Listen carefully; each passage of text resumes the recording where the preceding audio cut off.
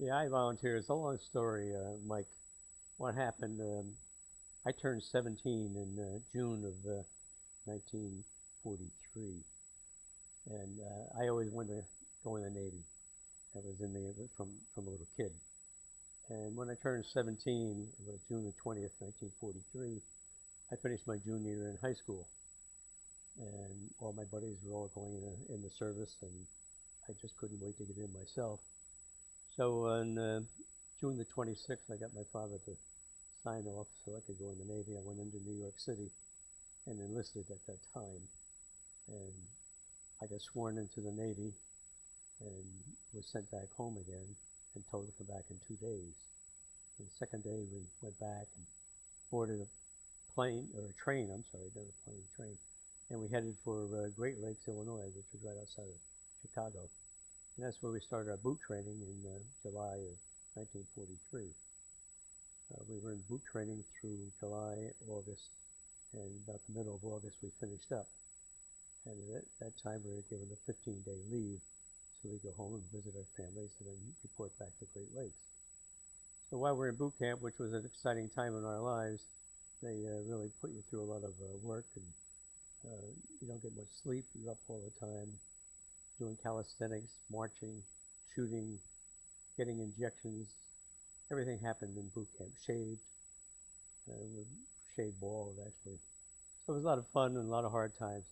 But after that, we got out of there and we went home, and I was seaman second class at that point, and visited the family for 2 weeks. Caught up with my girlfriend again, who I later married. And then we went back to Chicago and boarded a troop train and headed we didn't know where. But turned out we went to California. We pulled into San Francisco about 2 weeks from the time we left Chicago. It was a long, long trip. We headed south, went through Texas and all the southern states, and on up through New Mexico and on into Southern California and up through California into San Francisco. But every time another train came down the track in a different direction, we had to pull over and wait for them to go by. And this happened time and time again. Freight trains, passenger trains, everything. So we arrived in San Francisco, and then we were bussed over to a place in Pleasanton, California called Shoemaker, Camp Shoemaker. They had several names while I was there. While in Camp Shoemaker, we were there supposedly waiting for ships to come into the harbor, and we would pick up a ship and go out to sea. Well, somehow or other, I got hooked up with a group, and we ended up driving some dump trucks.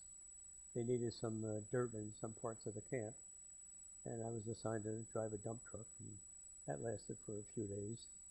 And after that, they didn't know what to do with me again, so then they assigned me to the local post office in the camp, which was pretty good duty. It turned out to last for just about a year.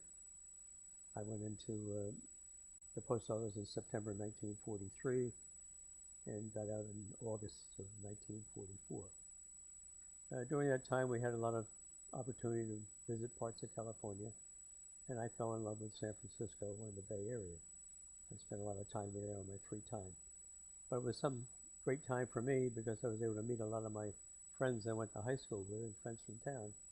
As a lot of the guys that joined the Navy, they were coming through Camp Shoemaker and picking up their ships. So a lot of times I met high school mates of mine, and one in particular, Irv Terry, was an old friend of mine from way back. And he came into the camp about October or November of 1943. And he and I spent New Year's Eve together in San Francisco. And then a few weeks later, he shipped out and picked up a destroyer, and he served his duty out in the Pacific Ocean.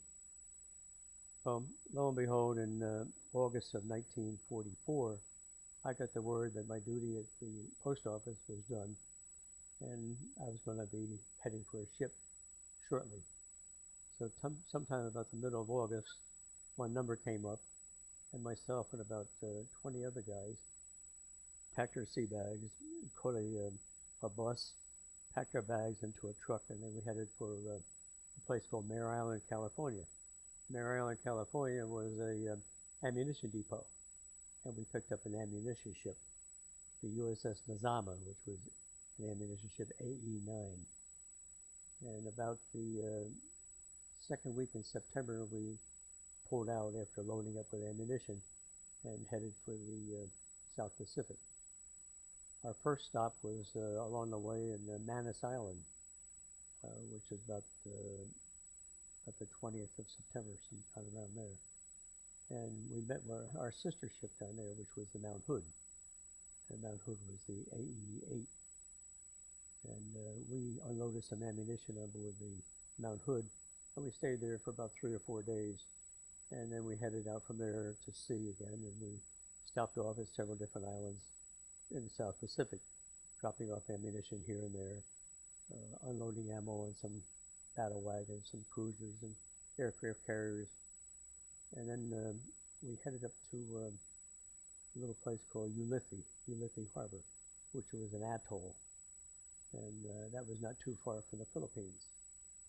So we stayed in there for a couple of weeks, and while we were there, a Japanese kamikaze submarine sneaked into the harbor, and there was a oil tanker off our starboard side, and probably about 500 yards away. One morning, the tanker was hit with a Japanese submarine, kamikaze submarine, and it sunk right there in front of us. We watched it go down. It was just a horrible mess. Caught fire, and the planes were all over the place. And we sent out a rescue boat to see if we could save anybody, but unfortunately, everybody died. So that kind of got us a little excited. Shortly after that, we joined up with a task force. It's fleet number 7, I think it was. That was under Admiral Halsey at the time. And we headed for the Philippines for the Philippine invasion. And that was in October 1943. And about the 22nd of October, we pulled into the Philippines, and we went up a river, way into the back of the Philippine country. And at that time, I was a helmsman, which meant I steered the ship when we were underway.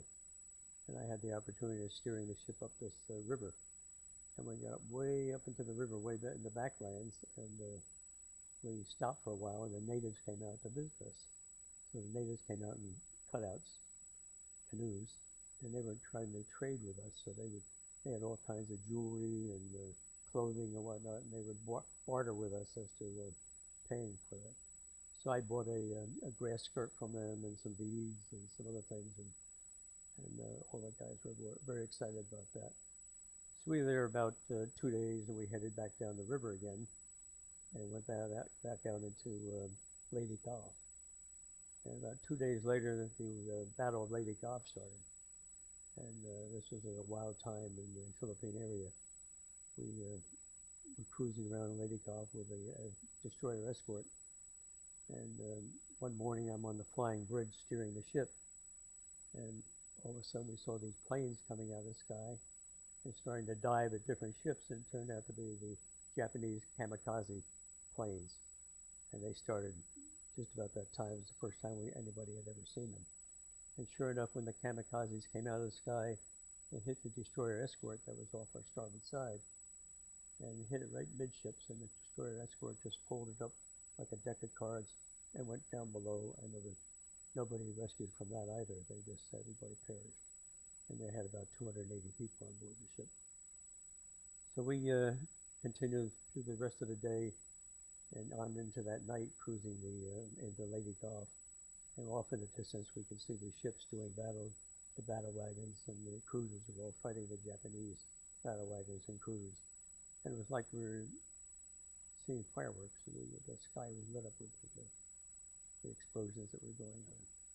Well, when that settled down, we took on some ammunition transfers, and we had some battle wagons and some cruisers come alongside of us to take ammo, as they needed some supplies right then and there. And while we were giving ammunition to, I believe it was the USS Colorado, which was one of the big battle wagons, one of the kamikazes came down and hit the Colorado right in the tail, right in the fantail. And fortunately enough, they were able to separate from our ship at the time, and they had pulled off when the kamikaze plane hit them and scattered parts of the ship all over the place. But we lucked out from that. After that, we headed back to Ulithi again, and kind of took our bearings to see what we were going to do. And at that time, they decided to send us down to an island called Espiritu Santos, which was down in the South Pacific, not too far from New Zealand and Australia. And I believe that was about November of 1943. We took on ammunition there. We stayed there for quite a long time. We were right on through Christmas, as a matter of fact, of 1943. So then we got our orders to leave there, and we went and spent the New Year's Eve in Guadalcanal. Guadalcanal was a big battleground for the Marines a couple of years earlier than that. And then we stayed New Year's Eve night at the harbor in Guadalcanal. And we moved out the next day. And we stopped at several islands on the way back up north again, and we had to pull into Ulithi. We were going to meet some other ships and go on up to Okinawa. Okinawa was going to be a big target that we were going to take the Japanese on there. Excuse me, just stop for a minute. And some of the things I did when I was on board ship, they had two large motor launches, what they call motor launches. They were about 40, 45 feet long. They were pretty good size. Whenever we hit any islands where we could go on liberty, you can see 40, 30, 50 sailors getting on board this motor launch and going over to an island for a couple of cans of beer and a small pack of cigarettes and maybe a couple of Cokes and play ball and have a good time. And that was our way of relieving some of the stress that we had. But when we went over these islands, I had volunteered to run one of the motor launches. I had some experience with small boats as a kid, and I thought I could run one of these things. And there was a three-man crew. I had a bowman, a sternman, an engineer. These were all diesel powered, and they were pretty powerful boats. So we rounded up a crew, and we trained, and then I was able to coxswain this thing going over to the islands. And by coxswaining, we stood up on the fantail with a railing around us, and we had a long tiller and a long tiller pole, and we guided the boat this way. And we had a bell alongside of us. We rang the bell 1, 2, 3, 4 rings, and that told the engineer the speed to go. If it was 4, we'd stop, and 5, we would reverse, and that type of thing. So it was always a lot of fun taking the sailors over to the beaches and then running errands around the harbors. I can tell you about an experience one night that my bowman and the rest of the crew took on a Navy pilot who was visiting one of our shipmates.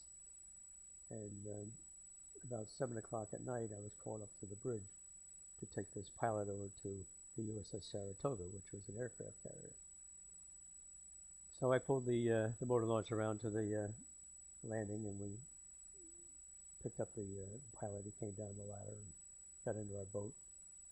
And the navigator told me that I should hone in on a particular light or star and just head for that, and I'd come out to somewhere in the area where the Saratoga was docked. So we took off, and we headed for the star, and we had quite a long journey. We were already about an hour from the star, and all of a sudden my bowman looked up and he said, "Looks like an aircraft carrier up ahead. I can see the outline of the flight deck." So we headed in that direction. We thought we were heading for the aircraft carrier. All of a sudden, we just ran into something. The boat stopped. Suddenly, we all dove forward, and the bell that was down alongside of it was ringing like crazy. And it turned out we hit an atoll, a little reef there with a very, very small island. And the outline of the boat was the palm trees that he saw. So at this time, it's probably about 2 or 3 o'clock in the morning. And here we sit. We don't know where we are, what's going to happen. We don't know if there's any Japanese around or whatever. And I had a .45 gun on my hip, and that was about the only ammo we had. Not only that, I wasn't very familiar with shooting this gun. I learned how to shoot it in boot camp, and that was about it. But anyhow, as dawn came, we realized where we were. So there was 2 guys volunteered to get off the boat and go scout the island to see where we were. Lucky for us, they found a little Army weather station on the other side of the island, and they were able to get information back to our ship that we were safe where we were and so forth. So about 11 o'clock in the morning, the other motor launch pulled up alongside of us, and there was the chief boatswain mate and a couple other boatswain mates and the crew from the water launch. And they came over and they saw what happened, and they towed us off the reef and towed us back to our ship. Well, we got back to the ship and all hell broke loose, as you can imagine. So we did a lot of damage to the motor launch, to the drive shaft and the propeller, and tore a hole in the bottom. So we were lucky that it didn't take on too much water at that point. The only thing we had to eat for that time was sea rations, which were stuck in the little compartments on the motor launch. And sea rations, if anybody knows, are nothing but dried food and biscuits and that type of thing. So we were starved by the time we got back to our ship. And being in charge and responsible for the motor launch, I had to appear before the executive officer, and it was what they call an executive mass. And I got criticized for doing damage to the boat, and I was put on extra duty for 2 weeks. And I had to write a long report as to what happened and how it happened and so forth and so on. So after that, I was restricted from running the motor launch for a while. I was assigned to repairing it, and they finally got the drive shaft repaired and the propeller repaired, and I had to repair the sides that were leaking, and we used what we call caulking compound to caulk it up. So I was exonerated and finally was able to put my crew together and got assigned to the #1 motor launch again.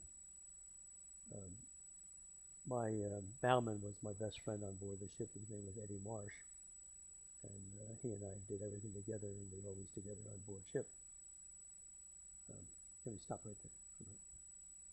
Now, were there any other experiences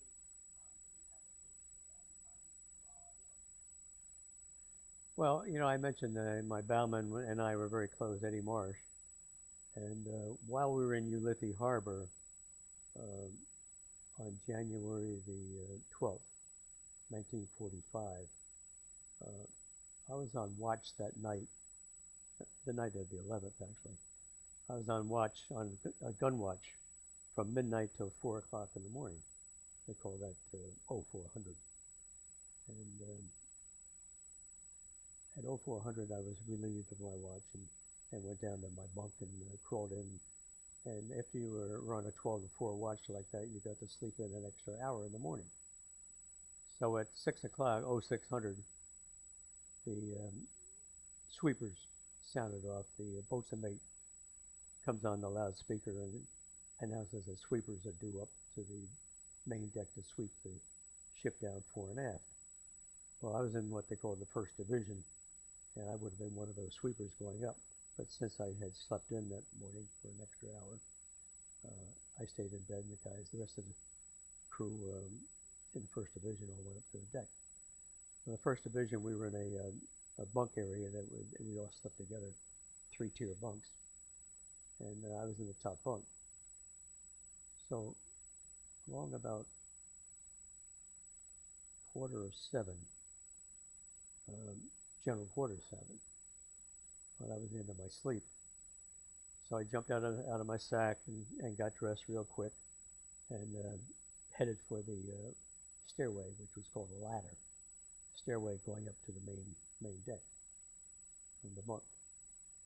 So I headed up this ladder, and all of a sudden, the worst explosion you could ever imagine happened at 5 minutes to 7 on January the 12th.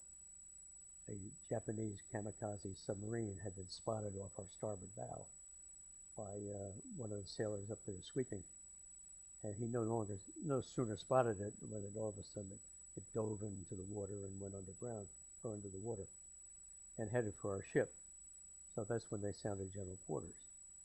And what happened, the submarine came alongside and dove under our ship and went under it, and coming up, it kind of glanced on the port. This is the starboard side. It glanced off the port side and went off to our port, kind of opposite the number 2 hole, and exploded. It blew up the kamikaze, which was a 2-man kamikaze, and it put a big hole in the side of our ship and ripped open our seams. Thank God we didn't explode, because we had 6,500 tons of ammunition on board on our way to Okinawa.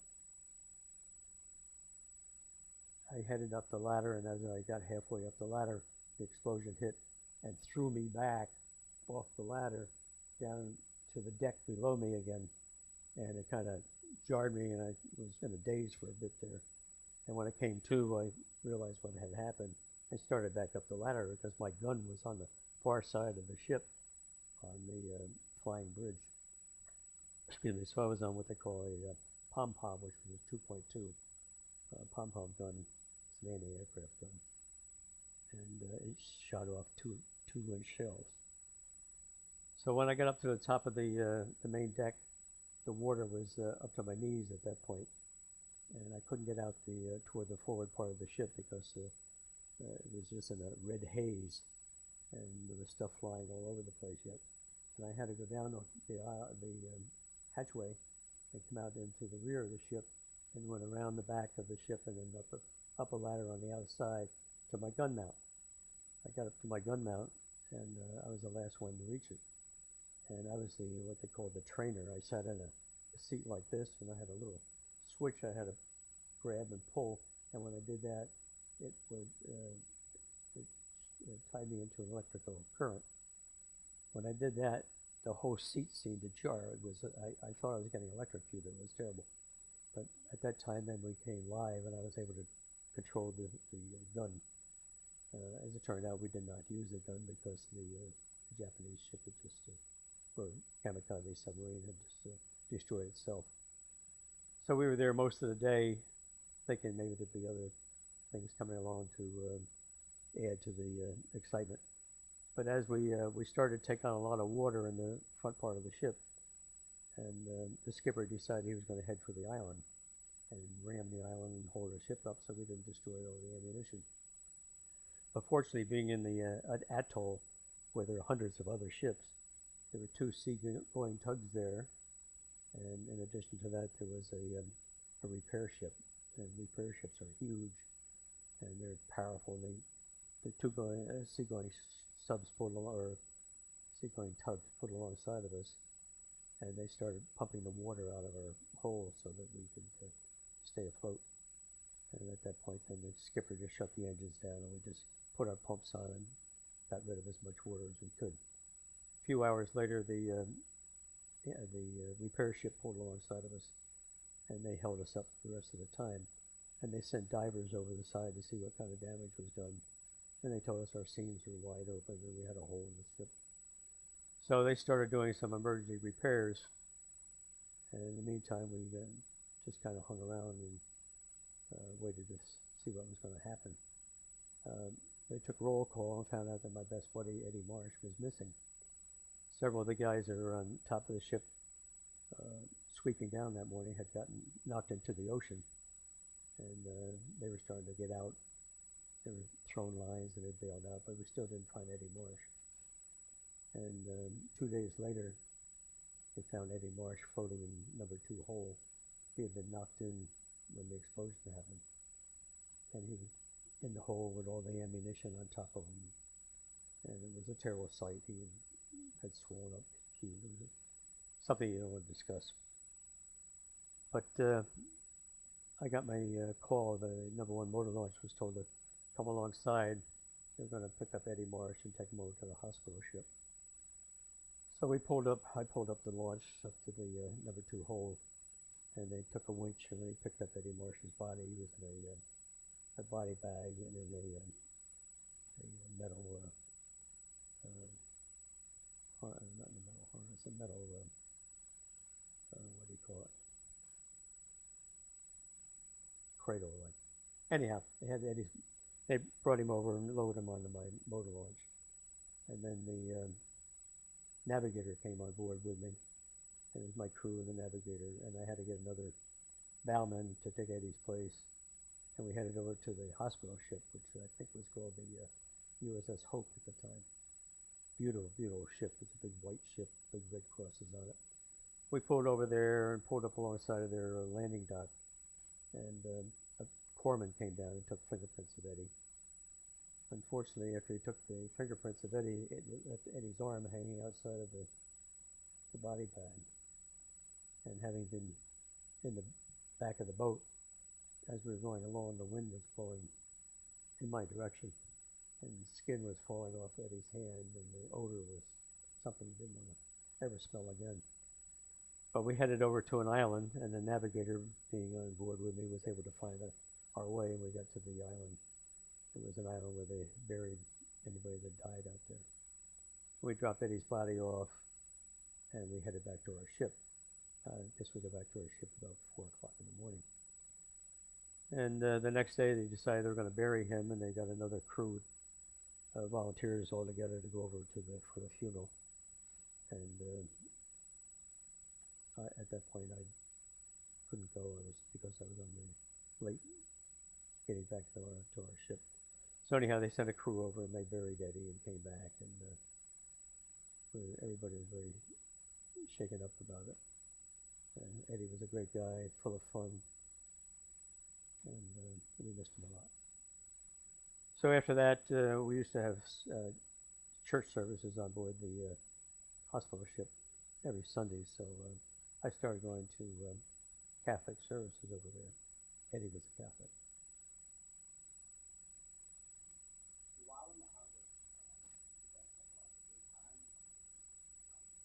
Yeah, at that time it was constant work. We had a lot of damaged ammunition we had to unload, and we had barges and other ships pull alongside of us and unload the ammo.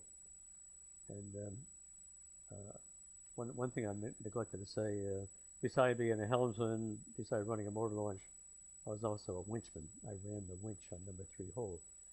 Now the winch was the electric winch that you ran with 2 controls and cables and nets, and we would lower the nets down into the hole, and they would load the ammo onto these nets, and we bring them up, take them over, drop them off on the side to barges, other ships, battleships, cruisers, those types of things.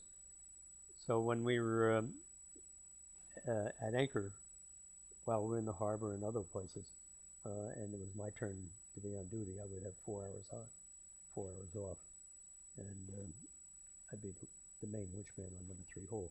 We had 5 holes altogether, and each hole was loaded with ammunition. As I mentioned, we carried 6,500 tons, and ammunition was everything from aircraft bombs to torpedoes to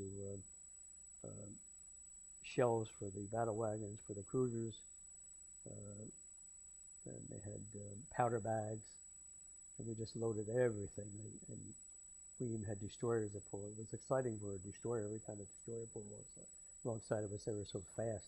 They'd come in, and boy, we'd unload the ammo, and they'd pull right out again. They were exciting to watch. But it was fun when we had a battle wagon on board when I had some free time.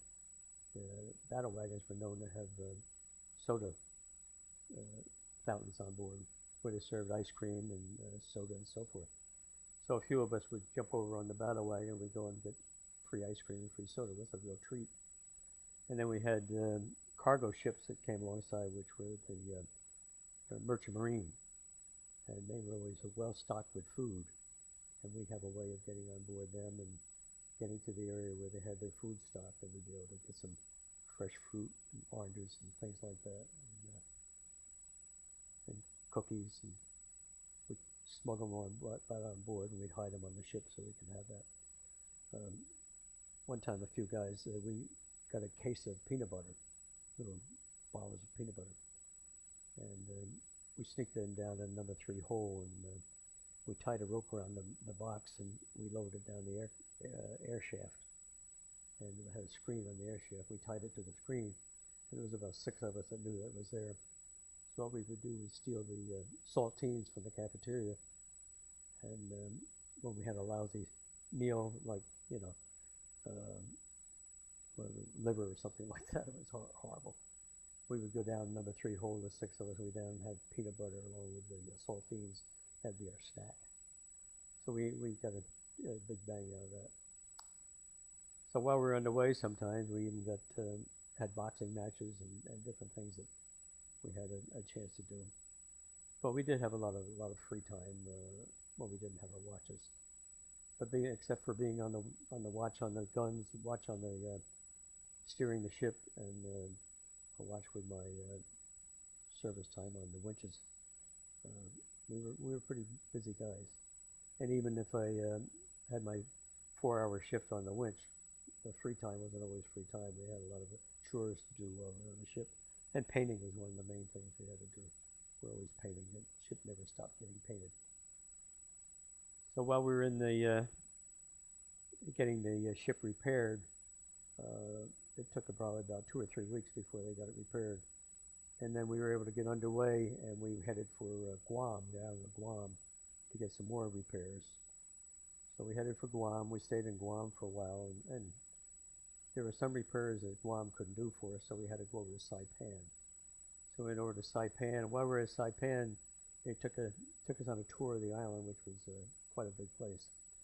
And it was a big air base for the B-29s to go over and bomb the islands and bomb Japan.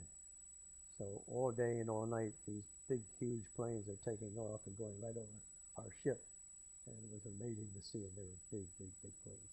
And we saw the air base where they were, and it was an exciting thing. And we did get a chance to see one of the the Bob Hope tours. They came in, they entertained the troops there in Saipan. So when we left Saipan, which was about the end of March 1945, we headed for Pearl Harbor. When we arrived in Pearl Harbor, we saw all the damage that was done there, and it was amazing to see the aircraft carriers, the battle wagons, everything just laying on the bottom of the water. And we pulled alongside the Arizona, USS Arizona, and we could see that ship very distinctly. And the oil was still coming up from the bottom. And we were able to go into dock, and we didn't get any liberty, however. And we were there for 2 days, and we took off heading back to the United States. We got back in the United States on the day that President Roosevelt died. I believe it was around April the 12th, 1945. I'm not sure the exact date. But we pulled into Mare Island to unload the rest of the ammunition that we had, and we were told at that point that President Roosevelt had died and Harry Truman was our new president. Well, we got liberty that night, but you couldn't do anything. All the bars were closed, stores were all closed, everything had black bunting on it, and wherever you went, they were playing sad music, all the saddest music you could find, I guess, because the president had died. So we did hang around town, even though there was nothing to do. We went into San Francisco a little later, but everything down there was closed too. So we went back to the ship, and a few days later we went down to Hunter's Point to get some major repairs done to our ship. And I think that was like about the end of April. In the meantime, the injury that I had received when I was thrown off the ladder after we got torpedoed was hurting me quite a bit. I damaged a bone in my left leg, and I neglected to say that there were 6 of our crewmen got the Purple Heart for being injured during the bombing. I reported my injury to my commanding officer, who was a junior officer, ensign, and he was just out of officer school, so he was kind of green and didn't know much about anything.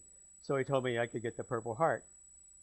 Well, being 18 years of age, I didn't really know what the Purple Heart was all about. I knew it was something for being injured or wounded in the time of service. So I told him, I said, look, I'm not bleeding. I got a swollen leg. I'm hurting, but I don't want to be considered a hero. So I'm going to turn down the Purple Heart. So he said, okay, that's the way it is. I won't tell anybody. So I went back to duty, and the next day we awarded the Purple Heart to the 6 crew members that got it. And we had an award for Eddie Marsh. So I suffered along with the pain in my leg, and also I had kind of hurt my wrist too at the same time. So after we left Mare Island, California, and headed for Huntington Point, Hunter Point, I was hurting so much that I just couldn't take much more of it. So I turned myself into a sick bay, and they sent me over to the Naval Hospital in Treasure Island, California, which was in the right on the harbor between San Francisco and Oakland. And while I was there, they put me into bed and took x-rays and didn't know how to treat me. And it was my left leg that was injured. So I was there about 4 or 5 days. And on the weekend, another doctor came along to examine me. And I just happened to have my right leg out. And he came up and he grabbed a hold of my right leg and said, "Wow, it looks good. From what I understand, you had a bump there." And he said, "But I think I'm going to release you back to duty. You look good." So I thought, well, there's one way to get out of the hospital. So I went back to duty. They sent me back to my ship. So at that point, everybody was getting leave. So I got my 15-day leave, and I had to report back to the ship in 15 days. So I got some money from my parents to catch a plane. So I got a DC-3 out of San Francisco Airport. And DC-3 was a little two-motor prop job that only held about 30 people. And it was United Airlines, and I flew then to, I think we made about 8 stops all the way across. I think we stopped like every 2 hours. So actually from the time I boarded the plane to the time I got in LaGuardia Airport in New York, it was just 24 hours. So I was able to get home and surprised everybody by getting home. And at this point, maybe I ought to stop this. While overseas, how did you keep in touch with your family? Oh, that was the bone of contention. I wasn't a big letter writer, and I did write some letters to my parents and to my girlfriend, but my girlfriend told me that I didn't write her enough because she was writing to me almost every day. And my girlfriend I met in high school when I was a freshman. She was a sophomore. And it's funny, while we were dating in 1941, December 1941, my parents and my girl and I were at a football game. And the rumor came out that Pearl Harbor had been bombed. Well, nobody knew anything about Pearl Harbor. Where's Pearl Harbor? What's Pearl Harbor? So that was a big question. So we walked home from the football game, and we found out, listening to the radio and getting the papers the next day, that it was really serious. So the next day in high school, we had an assembly where we heard Franklin D. Roosevelt declare war against the Japanese and the Germans, and I guess we were back in war. So at that point, 1943, I was 15 years old. And we continued on, I guess, until I graduated. Or I didn't graduate, but my wife graduated. My girlfriend graduated, who later became my wife. So to get back to that, I got home on leave, and then suddenly I started burning up with a fever, and my leg was pounding, hurting me so that I couldn't take it anymore. So I called the Navy shipyard in Brooklyn and reported sick, and they sent an ambulance out. And I was at my girlfriend's house at the time, so the ambulance came there and picked me up and took me back to the Brooklyn Navy Yard and to the Brooklyn Navy Yard Hospital. They examined me and decided there was nothing they could do for me there, so they shipped me to another hospital in Long Island called St. Albans Naval Hospital. And that was, I guess it was the first part of, I guess it was in May of 45. And they put me in the hospital there, and that was the beginning of the end. I spent the next 18 months in the hospital, and they didn't know what to do with me. It was some type of infection in my bone. My bone was swollen, so they started giving me penicillin injections. So I was getting penicillin injections every 4 hours, which was a painful thing I had to go through. And I had bed rest. I couldn't get out of bed. And while I was there, I got a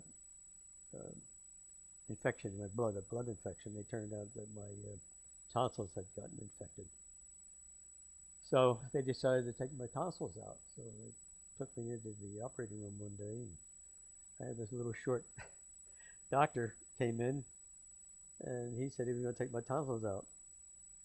Well, he sat me on the edge of the operating table, and he had to get a stool to stand on in order to look down my throat. Well, he couldn't really look down my throat because he came up to about my chin, and he was operating like this with a mirror on his head. And what he did, he injected me with Novocaine to numb my throat and put a clamp down on my tongue, and that's how he operated me. Cut my tonsils out. And then they took me back into a recovery ward, and during the night I started bleeding and I bled all over the place. And somebody got up during the night and saw me full of blood, and they called the nurses, and they rushed me back into the operating room, but they didn't have any doctors that knew how to take care of it. So another doctor came along who, doing his internship, I guess, learned how to sew up a guy's throat. So they stuck my mouth full of cotton with Novocaine on it and numbed my mouth, and they sutured up my throat where they had cut out the tonsils. They stopped the bleeding, so the next day they gave me a blood transfusion. And during the blood transfusion, I started getting the chills and the hives, so they had to stop that. Then I found out that I really passed out and was in really critical condition. So they notified my parents, and they came over and wanted to find out what was going on. So I recovered from all that, and then later I got the measles. So I had a good time while I was in the hospital. But during the hospital stay, I was sent to a naval hospital in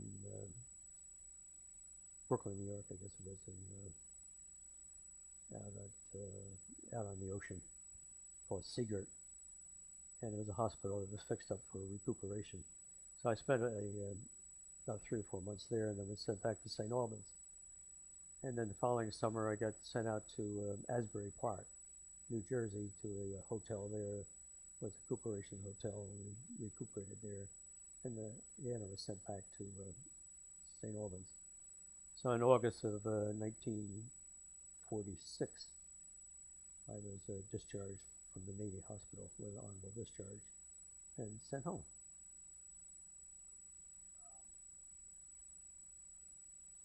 You went out of the hospital back in Yeah, I had enough points at that time. They were discharging people on points. If they earned points by being on board a ship, by being overseas, by being in the service a certain length of time, you added points up. So I had enough points to be discharged. So the Navy didn't want me anymore back in service because they figured I was unfit for any further duty, because I still had a pretty bum leg. I was able to go home on liberties just about every weekend. So I would hobble over to the train station and go into New York City, and then get another train to Plainfield, New Jersey, where I was living. And I spent my time out there, and then on Monday mornings I'd hop a train in Plainfield, New Jersey, and go back to Long Island and be in the hospital there. So while in hospital, once I got around all right, I was able to go out on some other liberties. We went to the baseball games. The Ed Sullivan, the news reporter for, I think at that point he was with the Daily News, and he was on the radio and on television. And he would give the sailors box seats for the Yankee Stadium or the Polo Grounds or Ebbets Field, where the Dodgers were. So we would always get these. We were able to go into the ball games all the time for free, and it was a great opportunity. Ed Sullivan was a fantastic guy. He took good care of us. And while we were back in the barracks, we played pinochle. We'd start pinochle probably 8 o'clock in the morning and finish at 10 o'clock at night. So we had a great time playing pinochle. It was a lot of fun. And the ward I was in was all guys that had been injured in battle, all Navy guys and some Marine Corps guys. And we were in pretty bad shape. And I have a picture on my wall here, which I'll show you afterwards of being in the Navy hospital when the war ended, right after the atomic bomb was dropped.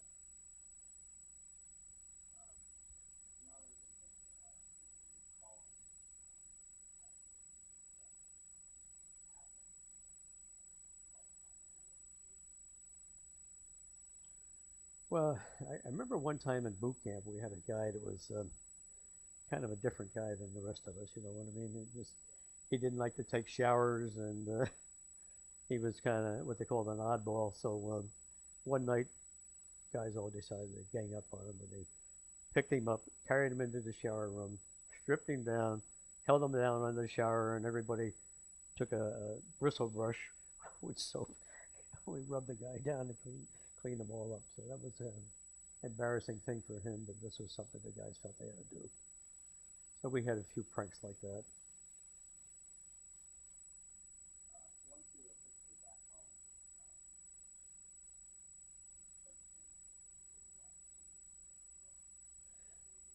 Well, you know, I tried to go to college at that point. I had what the school had done was give me a diploma, what they called a wartime diploma, which was just a piece of paper. It looked like a diploma, but didn't have any credits to it.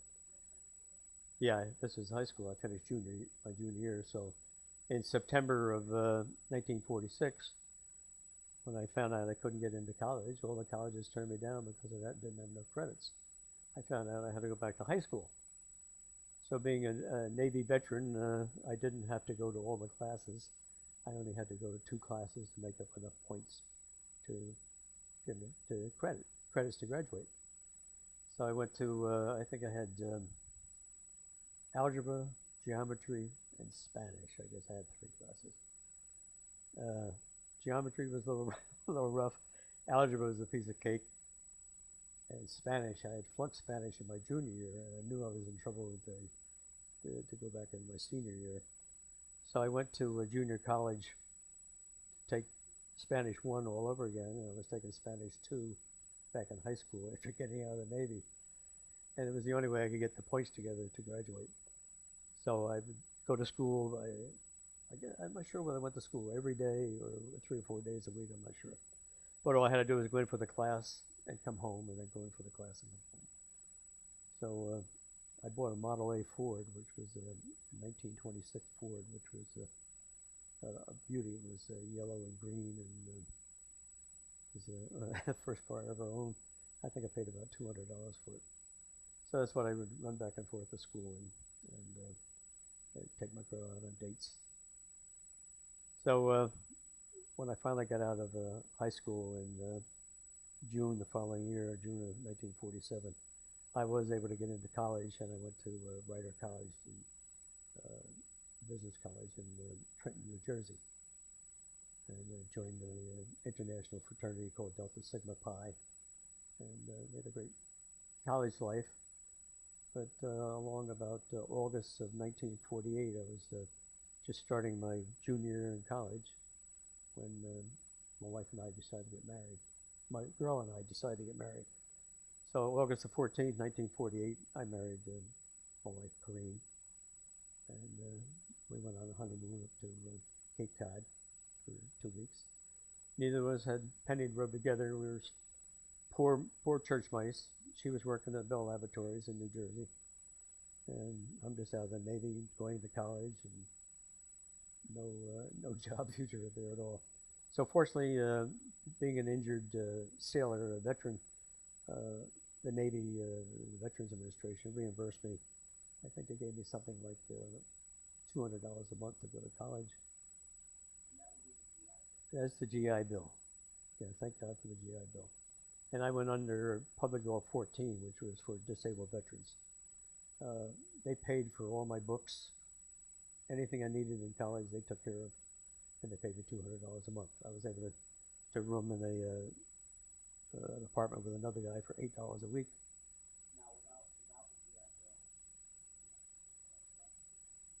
Without the GI Bill, I don't know how I would have gone to college. I would have had to take out a student loan if they had them at that time. I'm not sure. And that would have been a real struggle, especially trying to get married, too. would have been tough. But fortunately, my wife was working as a secretary for the Bell Laboratories, and she had us covered under health insurance. And when I finally got out of college, I had a couple of jobs. I was working for Sears Roebuck and Company as a salesman, and then I went to work for Union Carbide. They have a Bakelite company. I had a minor in accounting, so I looked for jobs in the accounting area, and I was an accountant for Union Carbide. And then I got another job with Public Service Electric and Gas Company in New Jersey as an accountant. And then after being with them for a few years, I heard about a job with an insurance company, Mutual of New York, and I decided to go to work for them, and I became an insurance agent for Mutual of New York, which is a very fine insurance company. But they only sold life insurance and health insurance. They didn't sell automobile insurance or homeowner insurance. And I thought, gee, that's really a thing to sell automobile insurance and homeowner insurance along with life insurance. So I left Mutual of New York and went to work for MetLife. And I picked up a debit route, and I was a debit agent for about a year or so, and then found out that Allstate Insurance Company had an opening for life insurance agents. Now, if you went there for life insurance, you could also sell auto and home. So I jumped on the bandwagon. I went to Allstate. I took a test. Next thing I know, I started working for them as an agent. However, they were hurting for accounting type people. And I got a call one day that come up to this manager's office. He wanted to talk to me about another inside job. So he offered me a position with accounting where I didn't have to work nights, because as an agent you had to go and work nights. Well, but this time my wife and I had 2 little girls, and with me going out at nights to sell insurance, I left her having to take care of the girls, and she had to take care of them and go to work again the next day, so it was tough. So anyhow, we decided that I would take this job with Allstate for accounting, and I was what they call the insurance something. Anyhow, it was a trainee type of job, and they paid me $100 a week. So, well, after that, I was able to get a job as a supervisor with Allstate, and I ended up being accounting manager in the New Jersey regional office, which was the second largest office in Allstate, and then got transferred in 1968 to Connecticut, where I was the accounting manager for all of New England, and assigned for the office in Hartford, Connecticut, which later moved to Farmington, Connecticut. I spent 18 years with Allstate, and then I left them and went over to MetLife again, and was the director of accounting in MetLife's home office in Warwick, Rhode Island. I spent 10 years there, and then transferred into MetLife proper. I was with the Property Casualty Company. I moved over to MetLife and got into what they call the business accounts. I was the operations director for the business accounts. We sold auto and home insurance to corporations on payroll deduction programs. And from there I retired. I lived in Atlanta for 5 years, in New Jersey again for another 2 years, Rhode Island for 10 years, and then came back to Connecticut. And that's where we retired.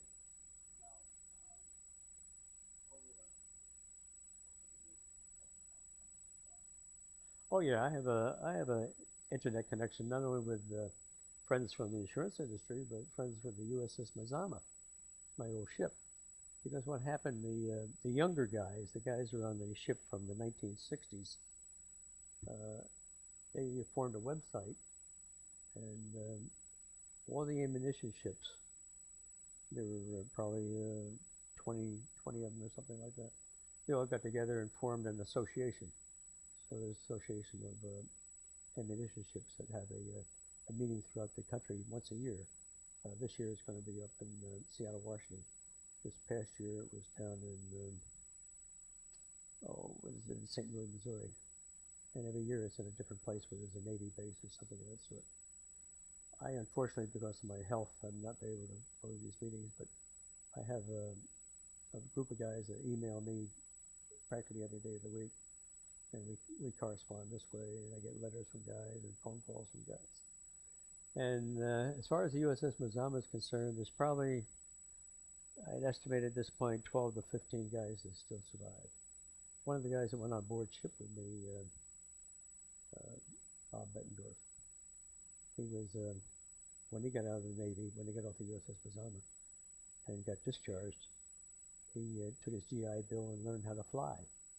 He became a pilot. And he later joined Northwest Orient Airlines and became a captain flying 747s. And he used to fly the Orient route. He'd leave Chicago, fly to Tokyo, then he'd fly all over the East. He'd fly to Australia, New Zealand, Thailand, China, and he retired from them. And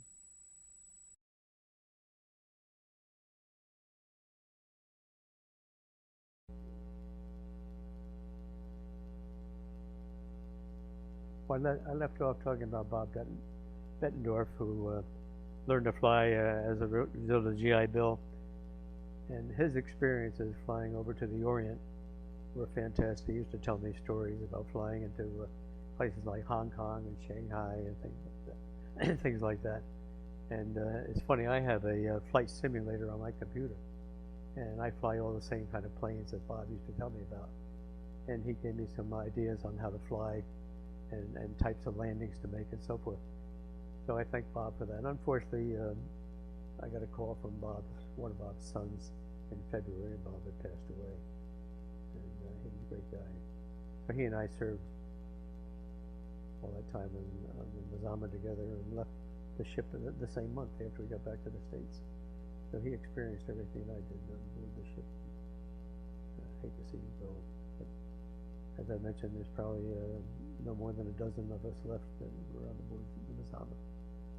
And we have a website at www.usmazama.com, and on that the whole history of the ship from the time I went on board in 1943. Actually, the ship was commissioned in 1942, up until the late 60s, and they brought it out of mothballs, and they had the ship in the Korean War and in the Vietnam War, and even after the wars it did some service.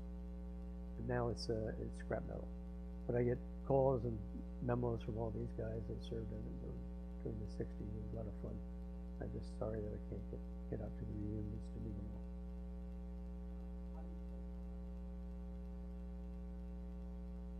Well, I think it changed in a lot of ways.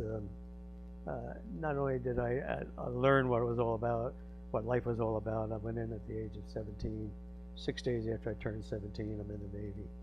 I learned to live independently. I learned how to get along with people.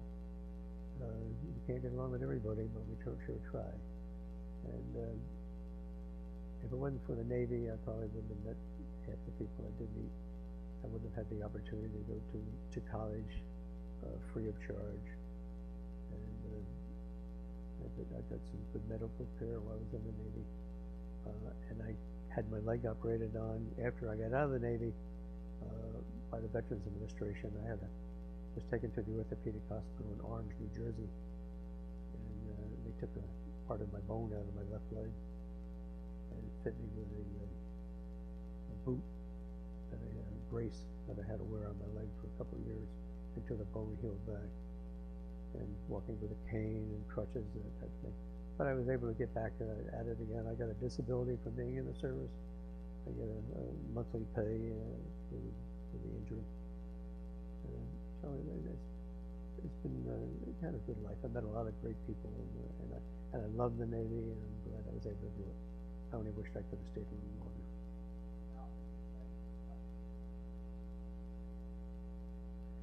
I had joined the Veterans of Foreign Wars for a while, and then I joined the Disabled Veterans for a while. But that's when I lived in New Jersey. Up here in Connecticut, I didn't participate in any of those. No, I just didn't really have the time. When I was in the insurance business, it was just took up all my time. and I didn't have time. And with the small kids around, you know, I had 3 children, 2 girls and a boy, and I had a busy time.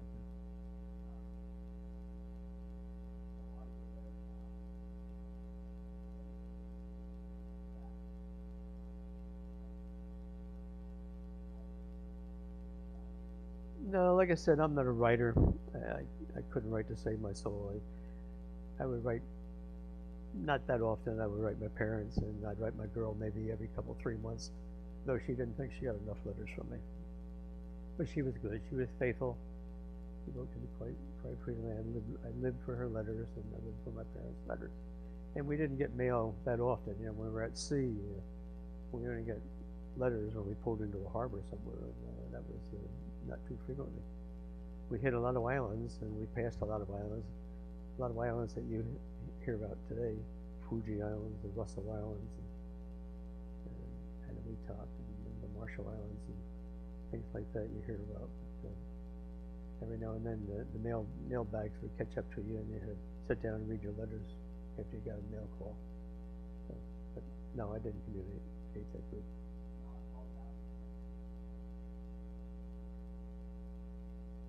Not really. One island I went over to, when I was in San Francisco, I bought a wristwatch. It had a big round face on it. I think I paid something like $18 for it. And one of the islands we visited was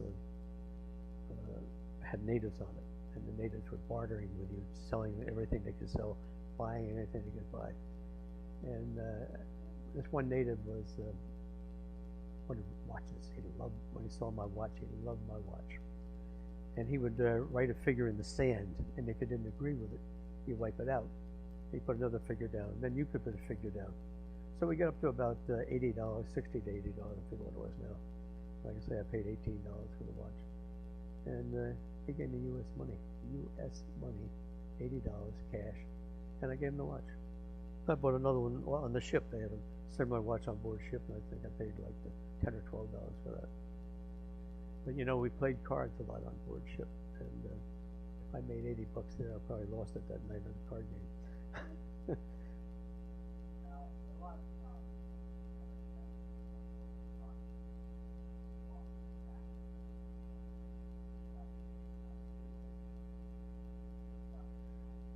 Well, I did pick up jewelry with shells, you know, necklaces and pins, and a grass skirt, which I don't even know where it is today. And I also picked up a part of the kamikaze submarine. After I got down on deck, there was a part of the submarine lying there, and I got it over here on a table that I'm going to show you when we're done. And that was kind of a war treasure. And how it caught up with me after I put it in my locker on board ship, and somehow or other, when my sea bag arrived at St. Albans Hospital, months later, where I finally got all my uniforms and everything together, I had one uniform to wear, and it was the one I went on liberty with. And I got my piece of the submarine, and I couldn't believe I still got it. And I took it home one weekend, and my father shellacked it and put a little sign on it. And I always wanted to do something with it, but just never got around to it. And that's the little war mementos I have. But no, I didn't bring much home with me. That was about it. I'm lucky to bring myself home. You know, one thing here I should have mentioned, when we went down to visit the Mount Hood that time, where we stopped to unload some ammunition. The Mount Hood blew up in November that year, 1943, and all hands were lost. We lost 280 men, and it was a sad time. The Mount Hood was our sister ship, and it was just like our ship, and it was a sad thing. And there are pictures out on the website of the explosion of the Mount Hood, and it shows ships that were near it in the harbor that had holes punched in the side where the parts of the ship and the ammunition went into it. And there are other people on other ships got injured as a result of all this. And to this day, they haven't really told anybody how the ship blew up. They say it was mishandling of ammunition. Another person, seemed to be an eyewitness, said it was a kamikaze submarine that hit it. But nobody really knows. And that's the kind of life you live when you're on an ammunition ship. when we're in a harbor, there's not many ships around us. We're in a convoy, the convoy ships are always keeping a far distance from us.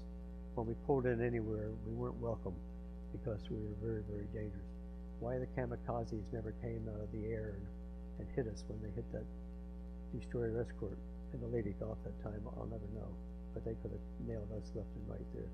There were kamikaze planes all over the sky, and it was unbelievable. But if they hit us, we'd been done. So, thank God that we're still alive. Thank you.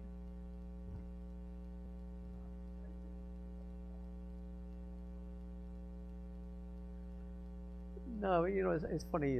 World War veterans have been around a long time, since the end of the war. But you know, it's only been lately when they're getting recognized. You know, I got a letter from Governor Jody Rill a few months back. Nice letter. Thank you for serving in the armed services. And I got a medal from her. That's right up here in the corner of the picture behind me. And then the Secretary of State is going around to all the cities in Connecticut and giving them plaques for their service time, and any pictures taken with the first selectman and some of the local legislature and the Secretary of State getting the award, which was nice. We went to Westminster School here in Simsbury, and there was over 100 veterans, World War II veterans, that showed up. And many of us gave up and gave little talks about our experience in the service and got the award, and it was very nice. And 2 years ago in May, there's an organization in Connecticut, I forget what they're called now, but they organize trips to the War Memorial down in Washington, D.C. And they hire an airplane, U.S. Air, and all 100 go on board the plane with some chaperones.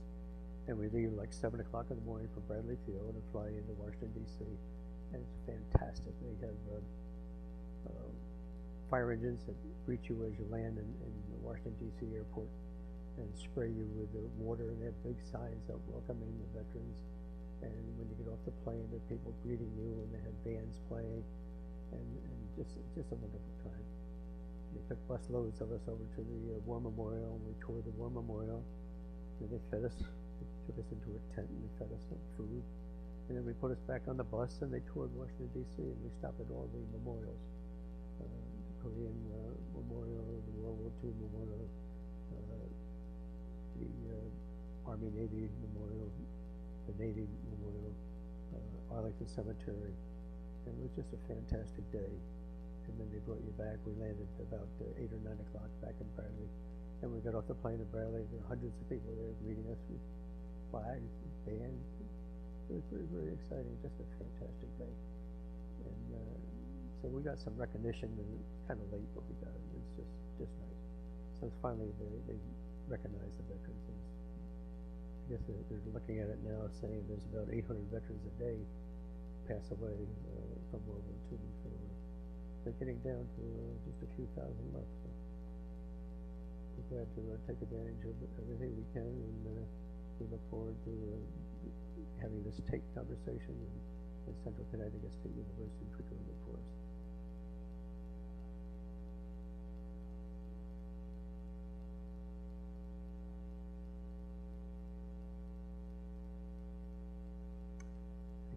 I hope I didn't skip anything, but we went kind of fast, and I didn't really hit all the things I thought I would do. Everything's coming out of my mind, so I didn't know exactly what order to put it in, but I think we got through it all right. Thank you. Today, Monday, November 29th. West